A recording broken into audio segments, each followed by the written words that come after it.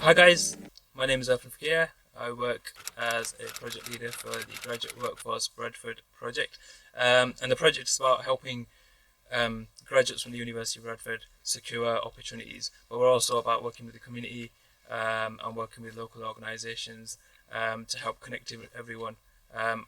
In the process, we're going to improve the destinations of our graduates, but especially our BM graduates, because that's what the work is about. So that's my role. Junaid, do you want to introduce yourself? My name is Junaid Imtiaz. I'm currently studying forensics and medical science at Bradford Uni, and I live in Bradford as well. Hi, my name is Asib Ahmed. I study a foundation year in social sciences. Hi, my name's Saheba Ahmed, and I do psychology with counselling. Hi, my name is Abdullah Bhatt, and I'm studying public health and community wellbeing. Cheers, thank you very much, guys. So the reason why I set up this podcast is because we're doing some work on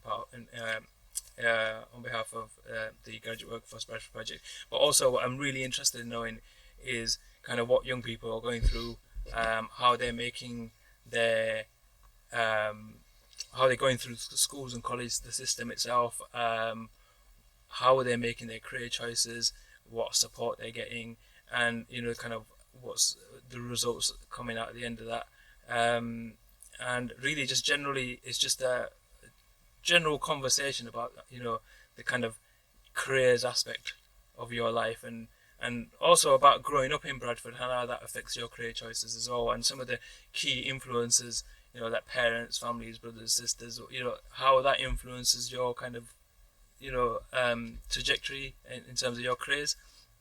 So we'll start from the beginning. Really, we'll say, like, when you think about Bradford, what comes to mind? Bradford, pretty much to me, is it's home. At the end of the day, it's home. We were born and raised here. It's home. Like, I wasn't born here, but I came here when I was really, really young. So technically, I've been brought up here since I was tiny, like 1-2 years old. So it's always going to be home, no matter where I am. Even if at the end of the day we move out of the country, the city, wherever, it's always going to be home. I think because it's not a massive city, it's quite a small city, but I think one of the nicest things about Bradford is that you genuinely feel like there's that community sort of feeling, because everybody knows each other somehow, or it all feels like a brother and sister, like it's just everywhere, and it's a really nice feeling, which is what I really like about Bradford.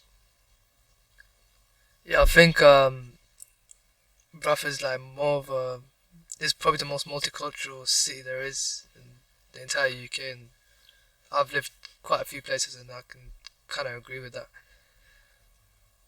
Do you say multicultural because you've got a lot of people who look like you? No, no, it's not even that. It's because London's quite multicultural. Yeah, of course, but with London, it's quite segregated, if you know what I mean. So you'll have people who've come from Turkey, they live in one area. Then you've got people who've come from Somalia, they live in one area. Then Pakistanis, Indians, Albanians, and so on. So you know what I mean. But in Bradford, it'll always be mixed. There is no that sort of segregation. You know what I mean? Okay, cool. Junaid, you got anything to say? Well, for me, when I think of Bradford, what comes to mind is that it's where I've been born and raised. So obviously, same as what she said before, it's like a community feeling. So everyone knows each other, everyone gets on with each other, and to be honest, like most people, they'll have this thought of Bradford being this lower class city where education's not priority. But obviously, like, I've been secondary school here, done primary school, been through it all, but I think it's I think it's good. Why do you think people think that? The accent. I agree with that. The accent throws everyone off Bradford. But it's not unique to Bradford, though, is it? It's not just unique to Bradford, is it? it's like it's a Yorkshire accent, but then us Pakistanis we had our own twist. We had our own twist to it, like when we had Yara or whatever. I mean, Resme and all that. when I first came to school here, like, I remember my teacher used to be like, "Oh, goodbye." I'm like, "Goodbye?" I'm like, "What? What do you mean? Why are you saying goodbye to me for?" Like, We need to let people know that Danny's not a native. no, nah. But you know what? It's like Steve said. I think the Pakistanis here, like, it's gone from, "Oh yeah, were you saying Kuzai, you alright?" And then you got like people who are of British background. They're like, "Oh, you're alright, man. This and that." So we'll have our own. I think we've had our own little slang kind of mixed into it from It just twists, like it's changed from what it used to be. Yeah. Let's say what 30, 40 years ago. Let's say. How old are you, Fran? No. You don't mind the answer. Come on. You might as well tell us. I'm 41. You're 41. So Yeah, let's yeah. say when you were in your 20s, would you have heard people saying "in it" or "wagwan"? No, or they what's were. happening? I say in it all the time. In it was the word.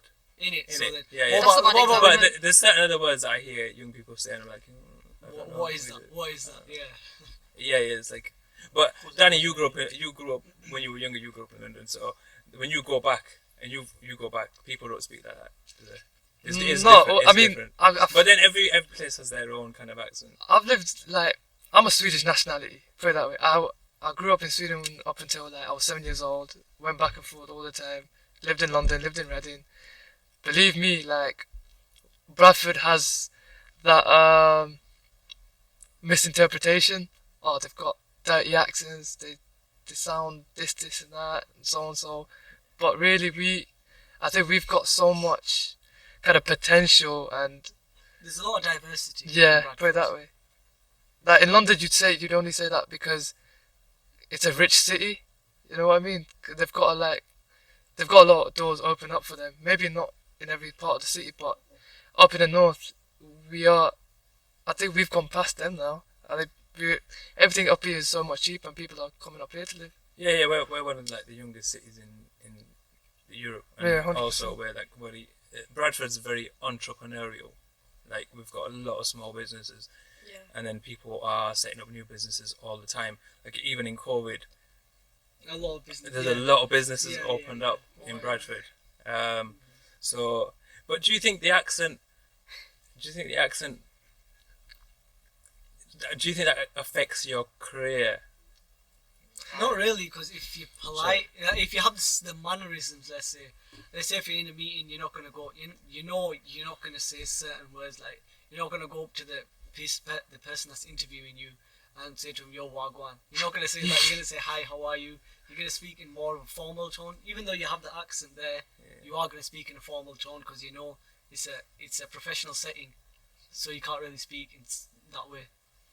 Yeah, and with Bradford being one of the youngest populations, how does that make you? What do you think about that?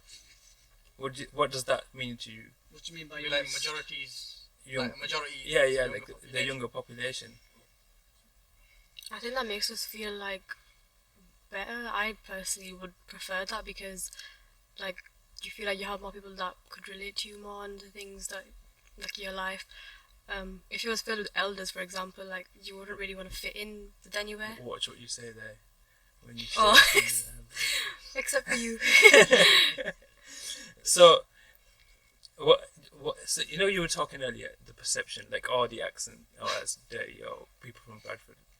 Why do you think? What makes you say that? I think people that have not really gone around the country, it's not in their comfort zone to speak to people that have different accents. You know what I mean? So because they're so used to people that are like, yo, we say you're right, that kind of way, innit? But to people that would come up here and say, what's happening? You alright? Yeah. Like when I met this guy, his accent threw me off. Like the first day I met him, I thought, yeah, it's a normal Bradford lad. I'll get along with it. Then he just spoke like, yo, I don't know, where's he from? Yeah, He just threw me off. I know, man, innit? yeah. Today, what you think? About Bradford. Just about like, why do you think people have that perception of Bradford?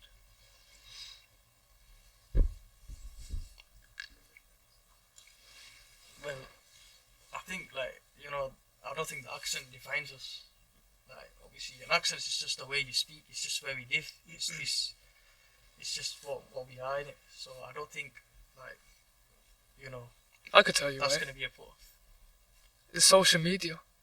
There's so much misinterpretation Yeah. about Bradford and Birmingham as well, in a way. Yeah. I can't stand the Birmingham Where accent. because people have created so much memes about Bradford and Birmingham, because perhaps our parents or even your parents maybe that have come here, a lot of Pakistanis and Bangladeshis and Indians that have come into this, and they've kind of called it Pakistan Central Bradistan and so on. So I think social media has kind of boosted that misinterpretation, through whether if it's through memes or comments or so on. So you know what I mean, just to create a bit of banter. But in some people's head, they'll be like, "Oh, this is what Bradford's like." So Yeah, on. So yeah. especially young, like 13, 14 was like just getting onto social media as well. People hate Bradford, yet they come here for the food. Yeah, That's so true. Yeah, don't know. They come here to chill. The food is They good. say, Yeah. I will never live in Bradford, yet next thing you know, you see on the They'll be Snapchat eating. story or the Instagram story, oh, they sat somewhere having a munch in Bradford. On Leeds Road. Listen, I'll go to a Dixie's Chicken in what down south in Croydon and that. They'll be selling it for like £5-6, yeah. But go to Barker and Fisheries back in 2012, you get it for £1 cheeseburger and chips. Are you mad? Yeah, that's true. Yeah, I feel for the people, the bushers and the Chugofters.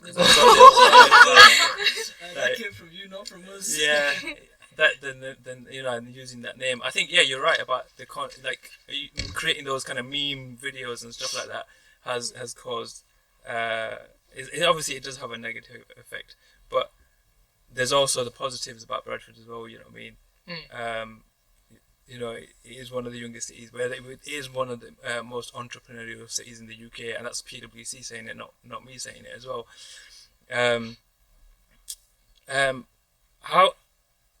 Over the years, Bradford's changed. Yeah, so since you were growing up, so I've seen it change because I'm quite a bit older than you guys, but you guys have seen it change from when you were young kids. Just a bit. Just a bit. So what are the changes? What are the changes that you've seen?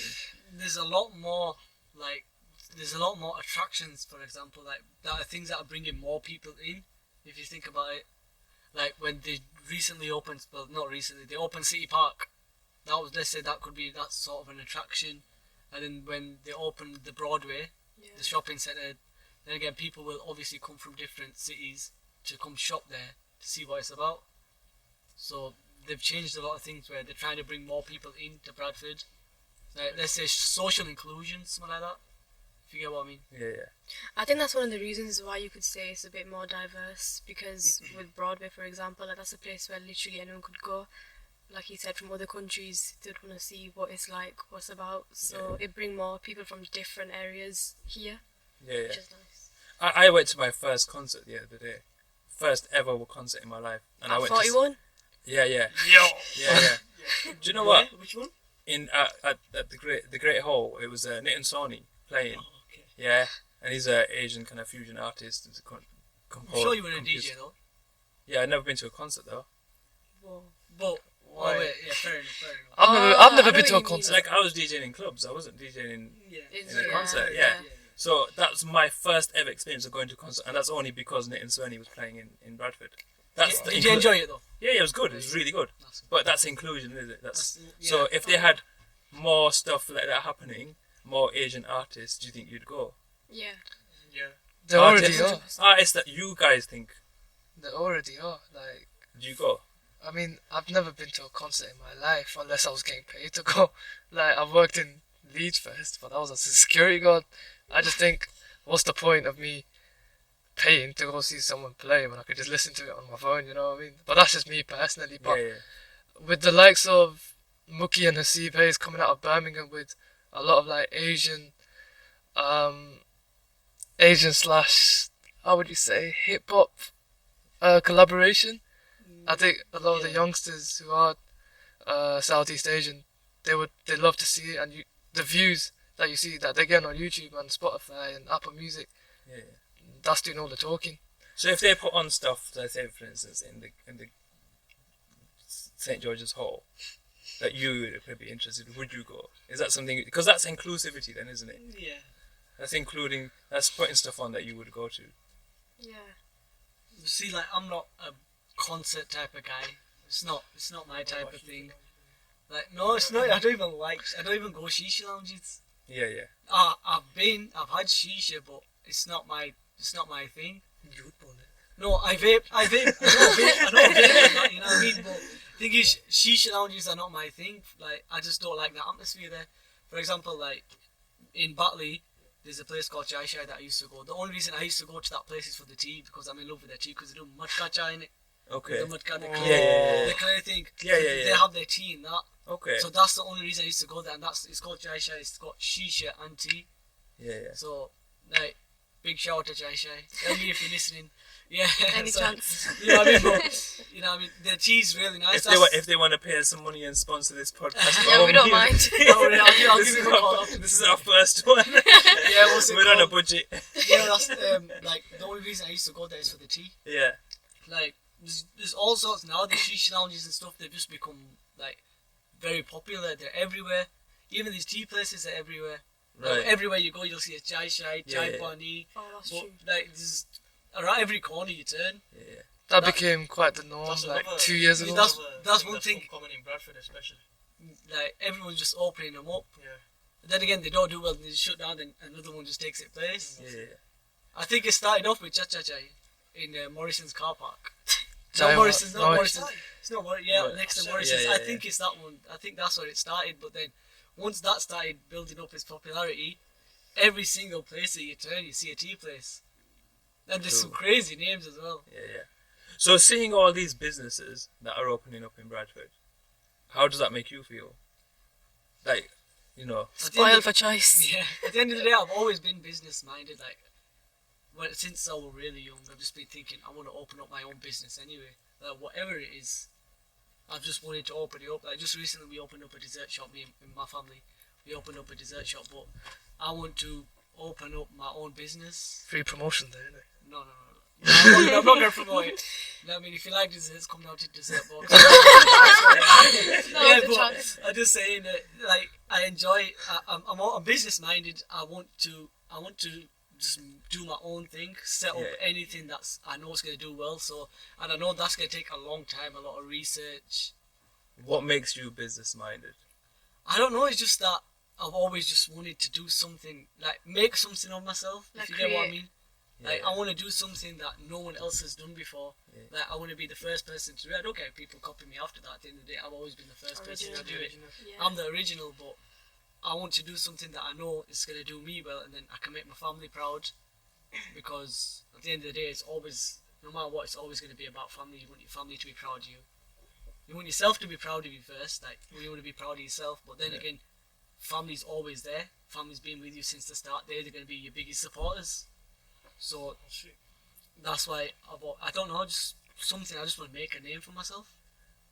So I know you mentioned to me before that your family is into business, isn't it? Yeah, So that's hence why you're into business. yeah, you could say that. Yeah. I'd rather not talk about the family side Yeah, of things, innit? So when you're making kind of these kind of choices around what you're going to do, how much influence does your family have on your choices? At the end of the day, my family, as I said, are my biggest supporters. They said, whatever you want to do, we are with you 100% on it. Don't get me wrong, since I was young, my auntie's saying, become a doctor, become this, become that. You know what I mean? We're Asians. That's what's always gonna happen. Someone's always gonna say, become a doctor, become this, become that. My dad said that, you're a Dell, innit? Doctor, engineer, lawyer, or loser. There innit? you go. Oh, That's the God. one. Dell. Adele. Like a Dell laptop, for like DELL. Yeah. Doctor, engineer, lawyer, or loser. Yo, that's live. I'm going to use that. You know what I mean? Yeah. Thank you very much. I'll use that next time. I lost my train of thought now. What was I talking I about? don't know what you were banging on about, but it was business important. You're talking about Dell. Yes. Talking about Yeah, like, family. careers. My family's always been saying, become a doctor, become Yeah, this, yeah. become that. But at the end of the day, they're my biggest supporters and they're my biggest inspirations. Why is it always a doctor? I don't know. It's just. I don't know. I think it's the best. I'll idea. tell It's you the why. money, innit? I'll tell you why, yeah. It's because we have so much fat in our food, yeah. When we have heart diseases, we need a doctor there in the house so that they know what they're doing, innit? That's why. You know, all that butter chicken that we eat, bro. If we don't even have butter chicken half the time, we'll have masala and so and so. And these don't have what kisha in it. That's peng, by the way. I just thought I'd let you know, we're full up of that. Wow. Bangladeshi food is actually peng, you know. We're big. I've never tried it, so I don't know. But it's interesting, isn't it? Because everyone like does. Like there's certain courses that even here at the university, like Full of Asians. you said it. It's just the truth in it. It's just the truth. What is it? What It's is more it? Asian segregated. Yeah. The Junaid, majority are Asians. why? The majority of Bradford's Asian.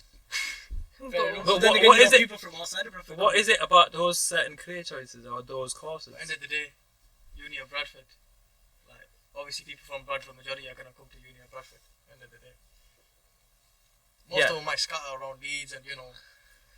But Why Bradford then? Why Bradford and why those courses? Close to home. It's home. it's just I mean, I live 2 minutes staying in away. that sort of education while still being at home. Okay, we do other courses as well though. Like we do plenty of other courses. But is Why there- those specific courses? But It's do like we have... business in it. Business, that's a Business, let's say you could say accounting. that's an Asian Yeah, yeah. subject. Or pharmacy. Asian That subject. pharmacy's big. Pharmacy, yeah. Pharmacy's Pharmacy, massive. 100%. No, but do we have as much courses as, let's say, Leeds or Yeah. Loughborough or, King's College? So why those specific I don't know. courses? I genuinely don't know. I don't know why people say they're Pakistani or whatever. Like an Asian cause, basically. I don't know why, but it's just been, let's say it's been stereotyped that way. Yeah. If you get what I mean.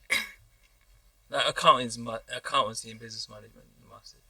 Pharmacies, yeah, like massive. Yeah, But- Like, why is it those specific courses? Why do they pick those courses? because I just think it's because all them courses are hard to get into. So if you're doing one of them courses, then you must be like, On better. something. And at the end Is of the it? day, if you do get a qualification in that course and go on to do whatever you're gonna do, Yeah. for example, pharmacy, you become a pharmacist, so you have a good title, And it's from the start, like let's say Asian parents from the start, they've always had this idea of my son's gonna be a doctor, or my son's gonna be an accountant, my son's gonna be a pharmacist, this, that, the other, But nowadays, you come to uni and you see a wide variety of courses. Like for example, if I went to my dad and said I'm gonna do, let's say like what I'm doing now, forensics and that, he's gonna be like, what the hell is that? You get me? He's gonna be like, why don't you just go do some dentistry or just be a doctor or something? It's just our parents are stuck with these thoughts, like from back in the days. Yeah. Like my son needs to be this. It's like they don't understand that Yeah. nowadays we have a variety of options open to us. Yeah. And it's not just exclusive to Bradford as well. Exactly. Like any Asian, Exactly. family you go to, everyone's got one pharmacist. Exactly. Like my sister's a pharmacist. You know what I mean? So What did you study at uni? don't ask. We're asking. We're asking. I was a dropout. I was a Oh. dropout. Yeah. So I did Oh, yeah, you were telling me. You were telling me. computer science. Computer science. I dropped out. You know what I wanted to do anyway. So like I told you, innit? Yeah, you told Like, me everything. so I dropped out. I did computer science. But you know what? Everyone I knew did computer science. Everyone I knew, all my mates at college, school and college did computer science. And this is how it happened. I remember this. I said, there was one lad, and he was like a good 15, 20 years older than us. He went to uni, I think he went to Wales somewhere, and he did computer science. He came back, he got a job, and then everyone below him, everyone I knew did computer science because he got a job, and then everyone else got a job after him. And then we all thought, oh yeah, we'll do computer science. It was just one of them things. It's like, how they say, everyone's a pharmacist. It's the same thing. So did you just blindly choose that course? Yeah. There was no thought. there was no thought process. I enjoy this course and nothing like that. It was just So like, you just thought, wow, he's got a job, they've got a job, I'm gonna get a job. It was just like that. exactly. That's how it was. And then you realise, actually, I don't really rate this, do you? So you're like, okay, I'm going to drop out. But I ended up doing a degree in the end anyway. But because you kind of need it. Yeah, it was just what everyone else is doing. Yeah. Do you know what I mean? Yeah. Do you meet people that are here? Sorry? Do you meet people like that here? Like that here. They Yeah. just go with the flow. Or would they just pick Yeah. a course? Yeah, 'cause they're their just mates might- influenced. people. Yeah, they don't really like take Me, that to be fair, I time. didn't know many people when I joined uni.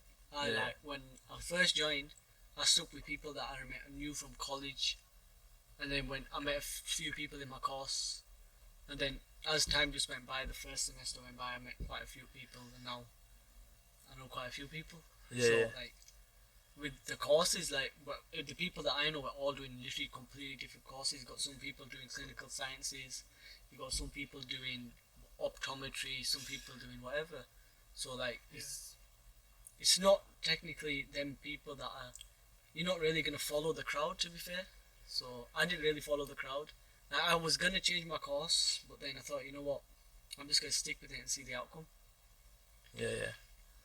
And the other thing was, at least I think nowadays, because a lot of people have been through the university process, you've got a lot more access to people. Do you know what I mean? With a degree, like you might have friends, cousins, family, brothers, sisters. And I think back then when we were going like young, we were going university. No one in our family had ever been to university. No one. Do you know? My parents like they couldn't even speak English and stuff like that. So there was no help, like careers guidance in schools. Oh, forget about that. That was non-existent. Not even an option. There was that didn't exist. Or even at college, like there was no careers guidance. That's how. So all you did was just, oh yeah, you do computer science. Oh, chalo, I'll do computer science as well. Yeah, It was like, and I didn't even like it. Like, do you know what I mean? very passive.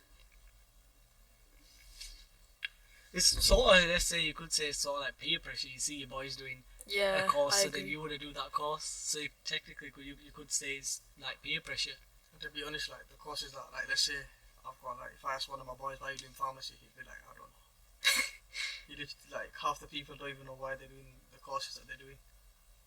To be honest, just like Yeah. So like I always say do something like you like I did what I enjoyed, and to be fair, you know what, the job that I do now, I'm telling you, I absolutely rate it. I can't see myself doing anything else. Like, do you know what I mean? I'm sat with you right now, chatting, chilling, and I'm getting paid. Good job. You know what I mean? I enjoy working with young people. I enjoy like helping people, like, but I didn't know that back then. that's what happens, isn't it? So, what if you could if you could like change anything? Would you change anything About what? About Bradford. yeah. about Bradford? I'll change mainly the stereotypes in Bradford. If you get what I mean. If someone sees you like, what's it called? Even just like by just mainly the accent, receiving an expensive even the car. accent stuff. Yeah, if someone sees you in an expensive car, what they gonna think? You're a drug dealer. Drug dealer. Do you know what? Literally. Yeah. But is that the thing? Is that true or not? At the end of the day, yeah, Well, what's the everywhere stereotype you go, you're gonna find obviously drug dealers. Yeah. It's more than common now, but Yeah. at the end of the day, what if that person that you're stereotyping is actually a person that's worked hard their whole life just to get to that just car. to get to that car? They bought their dream car, Yeah. and they're living their life, they're enjoying their life, and then you go around and they're stereotyping them, saying, "Oh, you must be a drug dealer. Your family must be this. Your family must be that." Yeah. So it's mainly I would change the stereotypes. Yeah. Okay. Because like sometimes when you're out in the car park, you see some cars, like, and some of the students are driving better cars than the staff. You're like, Yeah. what's But then going on? again, even though the students are driving them cars, it could be their family's car. Yeah, At the end of the It day, could be their hard family- work. Their family, might have, them- they might have a family business. They might have a family that's got Yeah. money. Yeah. like for example, let's say their family may have bought them their car because let's say their parents can't drive and they have no other siblings, so their family's bought them that car so they can pretty much drive their family around and commute to uni as well. So you can't really stereotype them people saying Yeah, that, or technically you're saying that they're bad people really if you're stereotyping them saying they're drug dealers. So you shouldn't judge a person before you know the stories. At the end of the day, you shouldn't judge anyone. Yeah. Yeah. Judging is not for us. We should Yeah. judge and we have no right to judge anyone. It's like you're saying it with the whole kind of accent thing, like you know, like you can't judge someone just because they got an accent. 100%, you just You know can't. what I mean? What advice would you give, say, to yourself or young people coming through the system now? Coming through the system, just put your head down. People are always gonna try put stuff in your way to slow you down. Obstacles. There will be obstacles no matter what you do. 100%. For example, like when I was in school, like I used to mess about a lot. Like I got excluded in year 7 for swearing at teachers. I was in isolation for like. You're swearing at teachers. No, basically, He's scared right, now. so I was in secondary school, right, year 7. So a teacher, we were messing about him. This was maths class. Yeah, I still remember the teacher's name. We were missing a Damukong. Still remember his name, right? So he was one brilliant teacher. Honestly, he taught me so well. I regretted messing about in his lessons. So all messing about. So he. You can apologise to him now if you I want. apologize, Mr. Damukong. Yeah. You're a great teacher, yeah. So basically, right. So he kept us behind. He kept me behind and a few of the lads. And he said he had to go somewhere, so he sent us to another room, to Mr. Yassin's room. Mr. Yassin, he looks like a Molvi, got a topi on, everything. Really nice teacher. And then he turned his back for a second. I stick my finger up at him. And the second I stick my finger up at him, he turns back and he just looks at me. And I'm like, oh no. And then I thought, you know what? I ain't dealing with this. I legged it. I chipped. I was gone. I ran straight out the classroom, hid in the playground, in the little area. And then I was about to go back to my next lesson. And then the vice principal seen me. Mr. Mubashir was saying, he seen me. And he was like, right, we're outside the staff room. I legged it from him. I went to my lesson. My head of year comes Mrs. Ali. She was really nice. She was an Arab. I still remember her. She was a really good teacher. And then she said, go to isolation. Next day I was meant to be excluded. I came into school the day. See, they didn't send a letter home. They did not do anything like that. They didn't So send what's no your letter point? home. And then, no, I'll get to the point. Thank you I might as very well tell much. the story. I might as well Okay, tell the we're whole like, story. get to innit? the point. And then I came I'm falling asleep here. At the end of the day, like I messed about a lot. Like Yeah, I used to do a lot of dumb stuff. Like when it came to Yeah, but smoking, when it came to that stuff. you regret. At the end of the day, it came to a point where I look back on everything. Where like, let's say if I look back on everything now, I'm happy that I've changed and the stuff that I've done for myself now. I've changed myself so much, and it's in a good way. Yeah. I've changed for the better. For example, I've stopped smoking. I used to smoke cigarettes a lot, and then I stopped smoking cigarettes. Like, I changed myself for the better. And then at the end of the day, anyone can change themselves. No matter what, anyone can change themselves. And make sure that when you're changing yourself, you're doing it in a good way, that you're pleased with yourself, and then other people can be pleased with you. Yeah, just whatever you put your mind to, that's what you can do. Sabia, you got any advice for young people Um, coming to uni or yeah, stepping out of school? I think one of the things is to just, like what we were talking about before, just don't be influenced by your friends, by what they're doing. Just really take your time with what you want to do with your life, because, like, even when I was going to come to uni, like, I was really struggling with what do I want to do, because one of the things I would say about Bradford is that they lacks a bit of like the creative side. Like we don't even have English in this university, which was kind of a downside for me because I really enjoyed that subject in A levels. Like it has a lot of the sciencey sort of ones here, not exactly the English or I don't know, just the more creative subjects. There's really not a lot of that. So I think just to really take your time with what you want to do. Don't be influenced by what your friends are doing or what's trending or what's the best thing to do. Is just think about what you want to do and actually want to do it and make a change in the future with that subject. Yeah. Because it's easy to just be like, I'll just do whatever, because like what you were saying, like people, you ask people what they're doing and they'll be like, I don't know why I'm doing that, it's just doing it. Like, I don't feel like that's the right attitude to have.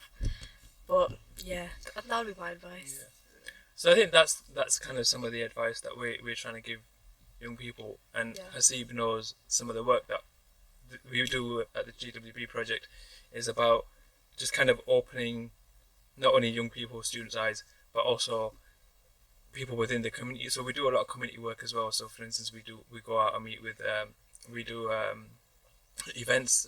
So we had an event at Women's Zone and Kawak in Keighley, Women's Zones in Bradford, and we're having an event next week on the 31st. Belonging Bradford, part of Unify Festival. So it's just helping the community to understand all the opportunities that are out there. For instance, like you don't just have to be a doctor or a nurse to work in a hospital. There's accountants, you know. Different sectors. Yeah, there's computing, computer. There's a computing department. You know, there's all different departments. So kind of even within the police. So West Yorkshire Police, they were here today. You know, you might have met them. Yeah. Like there's opportunities within the police, but you don't have to just be a police officer to work in the police. There's other. Police just think Yeah. out on the road. Do you know what I mean? Criminals and all that. Yeah. There's There's loads of different jobs so many and pathways. and there's opportunities out there, and the same within the council as well. There's other opportunities out there. That's it. So that's what we're trying to get, like the messages across. But thank you very much for coming today. Hopefully you'll come again Anytime, in the anytime. future. What we'll do is we'll get in touch, and if you meet anybody who is interested in working with the GWB project, Hasib is your man. He knows what we're doing, and you obviously you can explain to people. But also you can get in touch with me. My name's Irfan Fakir. u.fakir@bradford.ac.uk, and you can also tap us up on Instagram. It's GWB Project. Thank you very much.